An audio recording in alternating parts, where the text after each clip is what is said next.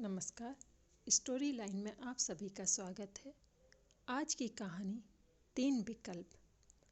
बहुत समय पहले की बात है। किसी गांव में एक किसान रहता था। उस किसान की एक बहुत सुंदर बेटी थी। दुर्भाग्यवश गांव के जमींदार से उसने बहुत सारा कर्ज उधार लिया हुआ था। जमींदार बूढ़ा और कुरूप था। किसान की सुंदर बेटी को देखकर उसने सोचा, क्यों ना कर्जे के बदले किसान के सामने उसकी बेटी से विवाह का प्रस्ताव रखा जाए। जमींदार किसान के पास गया और उसने कहा, तुम अपनी बेटी का विवाह मेरे साथ करा दो, बदले में मैं तुम्हारा सारा कर्ज माफ कर दूंगा। जमींदार की बात सुनकर किसान और किसान की बेटी के होश उड़ गए। तब उसने कहा, चलो गांव की पंचायत के पास चलते हैं और जो वे फैसला लेंगे हम दोनों को मानना होगा। वो सब मिलकर पंचायत के पास गए। उन्हें सब कह सुनाया। उनकी बात सुनकर पंचायत ने थोड़ा सोच विचार किया और कहा, ये मामला बड़ा उलझा हुआ है, अतः हम इसका फैसला किस्मत पर छोड़ते हैं।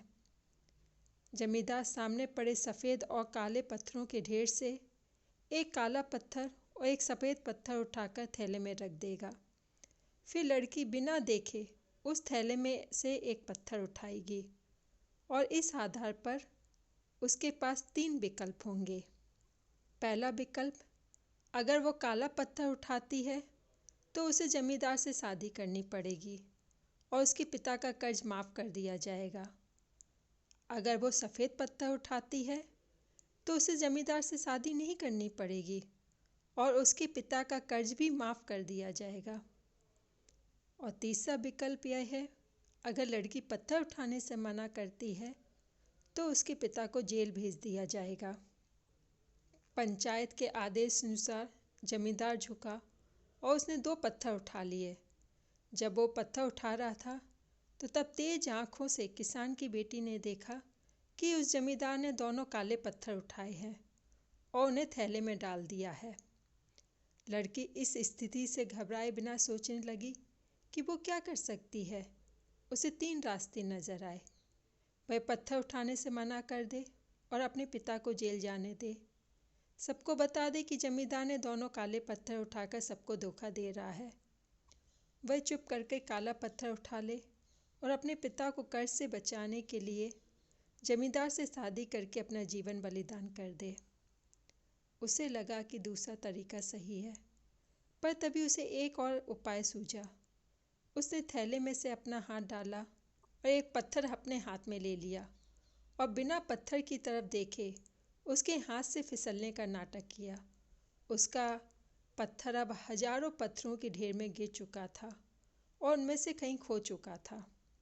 लड़की ने कहा, हे भगवान, मैं कितनी फूहड़ हूँ, लेकिन कोई बात नहीं, आप लोग थैले के अंदर देख लीजिए कि कौन से रंग का पत्थर बचा है, तब आपको पता चल जाएगा कि मैंने कौन सा उठाया था जो मेरे हाथ से गिर गया। थैले में बचा हुआ पत्थर काला था। सब लोगों ने मान लिया कि लड़की ने सफ़ेद पत्थर ही उठाया था। जमींदार के अंदर इतना साहस नहीं था कि वो अपनी चोरी मान ले। लड़की ने अपनी सोच से असंभव को भी संभव कर दिया। दोस्तों, हमारे जीवन में कई बार ऐसी परिस्थितियाँ आ जाती हैं जहाँ सब कुछ धुंधला दिखता है, पर ऐसे समय बिना डरे साहस से और अपनी सूझबूझ से काम करें तो हम मुश्किलों को दूर कर सकते हैं। आपको कहानी कैसी लगी कमेंट बॉक्स पर कमेंट करिएगा। अच्छी लगी हो तो प्लीज़ लाइक शेयर करिएगा। आपसे विनती है, यदि आप चैनल पर नए हैं तो प्लीज़ सब्सक्राइब करिएगा। धन्यवाद।